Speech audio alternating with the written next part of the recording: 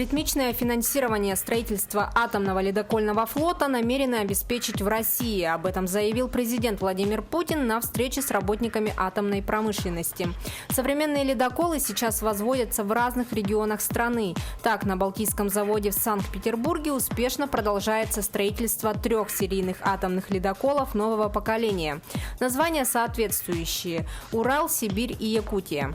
До конца года планируется заложить по строительству 4-й серийный атомный ледокол, его название «Чукотка». Кроме того, на Дальнем Востоке будет дан старт строительству еще одного атомного ледокола «Россия».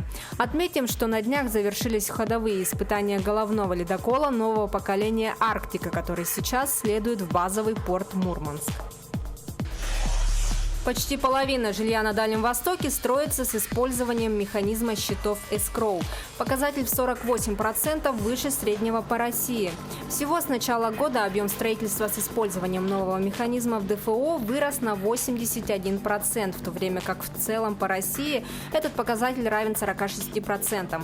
Наибольший рост в 6 раз наблюдается в Якутии. Это 4-е место среди всех регионов Российской Федерации. В Приморском крае портфель escrow вырос на 35%, в Хабаровском крае на 135%. Якутия получила 2 миллиарда 300 миллионов рублей из федерального бюджета на развитие центров экономического роста в 2020 году. Всего на эти цели до 2022 года предусмотрены 6 миллиардов 700 миллионов рублей. На средства федеральной субсидии в Нерюнгринском районе ведется капитальный ремонт детской поликлиники Центральной районной больницы и реконструкция водоочистных сооружений. В Якутске продолжается строительство второй очереди кардиологического диспансера. В поселке Ханды-Гатампонского района строится новое здание многопрофильной гимназии на 220 мест. В Среднеколымске возводится многофункциональный спортивный комплекс. Кроме того, в микрорайоне Кангаласы начато строительство школы-сада на 220-100 мест. Также началось строительство круглогодичного детского центра отдыха и оздоровления «Полярная звезда». В Якутии до конца года запустят 7 проектов на территориях опережающего развития. При этом 2 объекта, в первую очередь крупнейшей в России шахты Инаглинская и обогатительной фабрики Инаглинская-2, уже запущены в сентябре. До конца года резиденты ТОР планируют запуск еще 5 проектов. Это проект по организации полного комплекса горных работ по добыче каменного угля открытым способом, проект по предоставлению в лизинг техники для проведения добычных работ, проект по организации строительных и земляных работ, а также проект по производству ювелирных изделий.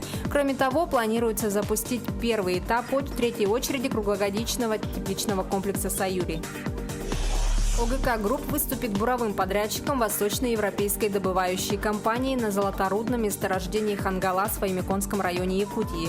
Геологоразведочная программа предполагает бурение скважин с отбором керна с поверхности на нескольких участках и завершится в начале 2021 года. Буровые работы выполняет Хабаровское геологоразведочное предприятие.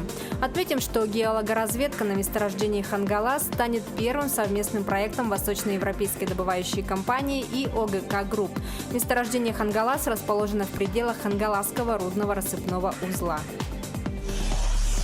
Дальневосточная распределительная сетевая компания завершила строительство подстанции Немнырская и линии электропередачи напряжением 110 киловатт на территории Якутии. Объем инвестиций составил более 500 миллионов рублей.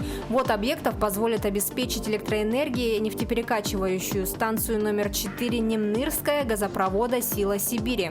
Запуск в эксплуатацию намечен на 4-й квартал текущего года. Отметим, что строительство велось с декабря 2018 года. Власти Якутии рассматривают вопросы разработки и внедрения единой социальной карты жителя региона. Также будет объявлен конкурс предложений по ее официальному логотипу и названию. Социальная карта может использоваться как льготный идентификатор, а также предоставит право на получение скидок при оплате товаров и услуг в организациях, партнерах программы, даже за пределами региона. Практическую реализацию проекта социальной карты жителя региона могут начать в этом году. Вопросы разработки и внедрения единой соцкарты обсуждаются с представителями профильных министерств, институтов развития IT-компаний, банковских организаций и студентов. В Алданском районе Якутии досрочно завершили капитальный ремонт 12-километрового участка, где ранее не было асфальтобетонной дороги. Объект введен в эксплуатацию с опережением календарного графика более чем на месяц. На участке уложили трехслойное асфальтобетонное покрытие с применением полимерно-битумного вяжущего.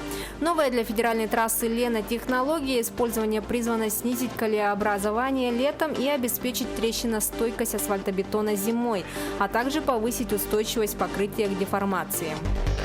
Это были новости экономики на Якутия-24. Выпуск подготовила Нургуяна Иванова.